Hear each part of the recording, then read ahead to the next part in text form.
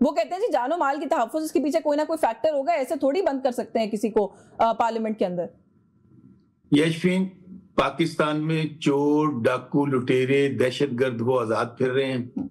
आम सियासी कारकुन, उनको इस वक्त दहशतगर्द समझकर ट्रीट किया जा रहा है। अभी आप जो बात कर रही थी, आज हाशमी मेरे भाई हैं हाशमी साहब, अब उनसे जवाब नहीं बन पा रहा, लेकिन मेरा ख्याल ये कहता है कि इस वक्त पूरा पाकिस्तान जेल बना हुआ है। आपको ये पार्लियामेंट जेल क्यों नजर आती है?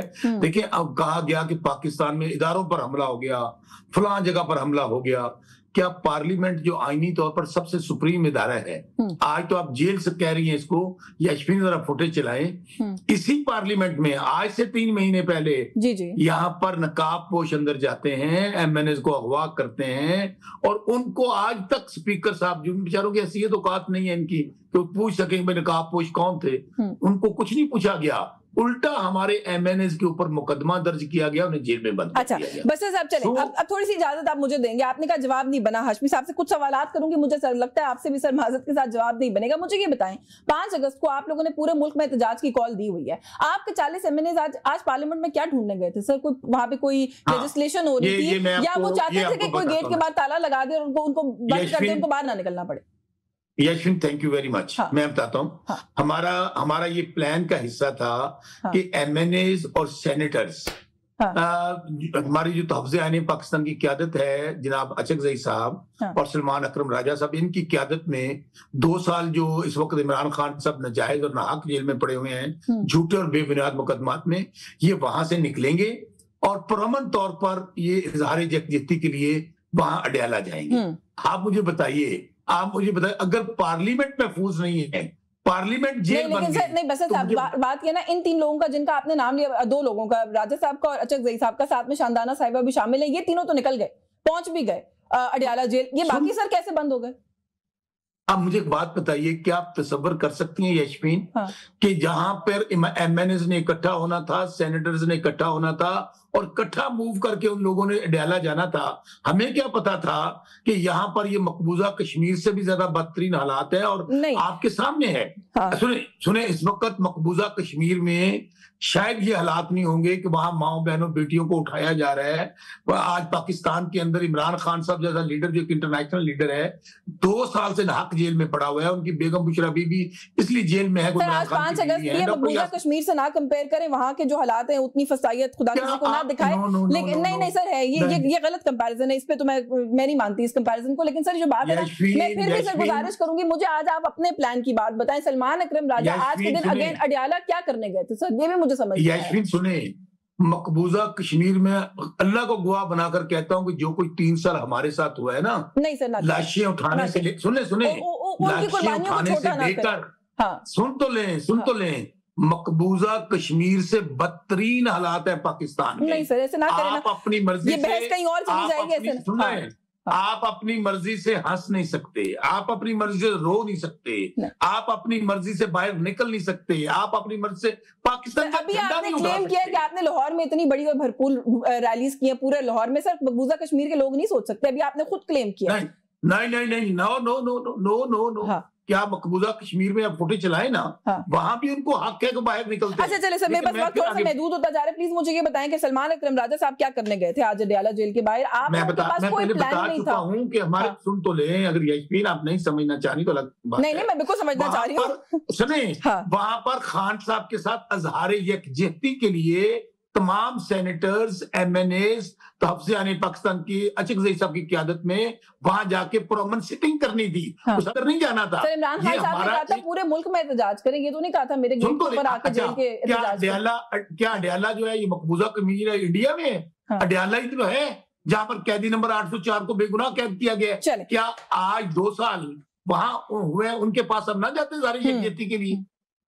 चले, मुझे इजाजत है। निहाल हाशमी साहब, सर ये आप लोग भी कह रहे हैं, आपने भी अभी कहा, आपकी गवर्नमेंट भी बार बार कह रही है कि इनसे तो कोई एहतजाज बन नहीं पड़ा। बहुत सारे आपके हुकूमती वुज़रा जो हैं वो कह रहे हैं कि अब इनकी कॉल के ऊपर कारकुन नहीं निकलते, वो उनको ट्रस्ट ही नहीं करते। तो सर इसके बाद ये अब 14 को फिर से एहतजाज करना चाह रहे हैं, इनको जलसे की जगह भी दे दें, इनको गुजरने भी दें, बैरियर्स ना लगाएं,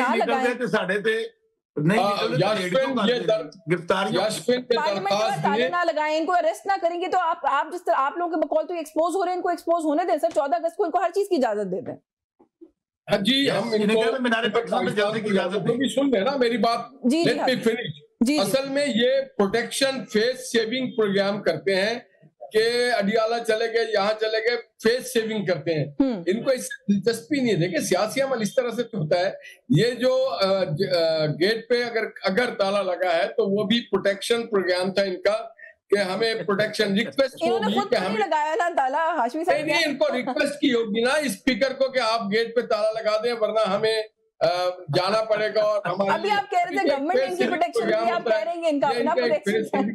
चले जी सर जी, ये फेस सेविंग प्रोग्राम है, अवाम ने इनको रद्द कर दिया है। इनको इंतजार करना चाहिए, अगले इलेक्शन में अपनी बारी का इंतजार करें और जब तक चाहे फेस सेविंग। और हाँ देखें प्लीज, पाकिस्तान और कश्मीर के लोगों को आप एक साथ ना मिलाएं। कश्मीर वो हमारे भाई हैं जो जद्दोजहद कर रहे हैं और अपनी जानों का नजराना दे रहे हैं। काश के आप कश्मीर के उस जज्बे को समझ सकते, वरना आपका कायद जो है वो झंडा ना लहरा रहा होता है हफ्ते में एक दिन आधे घंटे के लिए। उनके वजह से कश्मीर 370 जो था वो नरेंद्र मोदी को ये हिम्मत हुई, इन्होंने हिम्मत दिलाई कि उसको खत्म किया जा सके। और फिर बेगुनाह मेरे भाई कह रहे हैं, ये सारी बात आप अदालत में अपने दलाल के वक्त जाके कहें कि बेगुनाह उनको जो सजा दी गई है वो अदालतों ने दी है। आपकी गवर्नमेंट ने भी तो 2 साल में आगे कुछ नहीं ना कर लिया सर। और ये जो बात अभी आप कर रहे हैं ना, उनकी गवर्नमेंट में तो जो हुआ था भारत एक कदम आगे बढ़ के स्टेटहुड की तरफ भी जा रहा है मकबूजा कश्मीर के। तो सर आप लोग भी क्या कर लेंगे? ये मेरा ख्याल है कुछ इस तरह की तनकीद है जो नहीं करनी चाहिए पॉलिटिकल पॉइंट स्कोरिंग के लिए। जी बसर साहब, आई थिंक आप कुछ ऐड करना चाह रहे थे। यशविन, मैं ऐड ये करना चाह रहा था, अगर हम नाकाम हो गए हैं, हमारे पार्टी का ग्राफ डाउन हो गया है, तो इमरान खान साहब आज जेल के अंदर क्यों बंद हैं? दूसरे सवाल सर, वो तो केसेस फेस कर रहे हैं ना। सुन तो लें, हमने मीनारे पाकिस्तान पर जलसा करने की इजाजत मांगी थी इनसे, आज नहीं दी। तो इन्हें कहें मेरा चैलेंज है, इन्हें कहें मेरा चैलेंज है 14 अगस्त को हमें सिर्फ मीनारे पाकिस्तान पर जलसा करने की इजाजत दें। इमरान खान साहब जेल में है। पाकिस्तान की तारीख में इतना बड़ा जलसा नहीं हुआ होगा जो इमरान खान के सिपाही करेंगे और उनको लग पता जाएगा कि एक, लेकिन इसके अंदर जरूर बात शामिल कर लेंगे लोग। आप जो कहते हैं ना इमरान खान साहब क्यों जेल में है, सर ये तो आप लोग पहले फैसला करके हमें बता दें। बैरिस्टर गौहर ने अभी कल कहा कि वो इसलिए जेल में है कि हमें एक कानूनी जंग लड़नी है, उसके लिए कानूनी फ्रंट के ऊपर ये मामला आते हैं। तो सर वो तो आपको इतराज कर रहे हैं। आज अदलिया आजाद हो जाए तो इमरान खान साहब 24 घंटे में जेल से बाहर होंगे। बहुत सारे केसेस में अदलिया ने छोड़ा भी है इमरान खान साहब को, तो उस केस में आजाद थी अदलिया तो रही नहीं 26वीं तरमीम के बाद। अब ये तनख्वाहदार मुलाजिम हैं गवर्नमेंट के, इनको चाहिए करोड़ों रुपया तनख्वाहें हैं। यहाँ पर डीसी को, डीपीओ को, पटवारी को। आपको इंटरप्ट करूं, एक क्विक कमेंट करते हैं। आजम नजीर तारड़ साहब ने कहा है कि 26वीं आईनी तरमीम के अंदर बेहतरी लाने के लिए हमारे साथ बैठे, अदलिया की आजादी के लिए बैठ जाए। नजीर तारड़, वो कहते हैं ना, आजम नजीर तारड़ एक मछली पूरे तालाब को गंदा कर देती है। इन्होंने काले कोट की इज्जत को नीलाम किया है। ये सौदागर हैं, ये जजेस आपको मुज़ाकरात के लिए बुला रहे हैं। मुज़ाकरात जो हमारी इमरान खान साहब के साथ मुलाकात नहीं करवा सकते, इनके साथ क्या मुज़ाकरात? मेरे पास वक्त बिल्कुल कैसे, वरना मैं मजीद आप लोगों से बात करती। आपका बहुत शुक्रिया निहाल हाशमी साहब, आपके वक्त के लिए। शौकत बसरा साहब बहुत शुक्रिया सर, आपने प्रोग्राम में हमें वक्त दिया।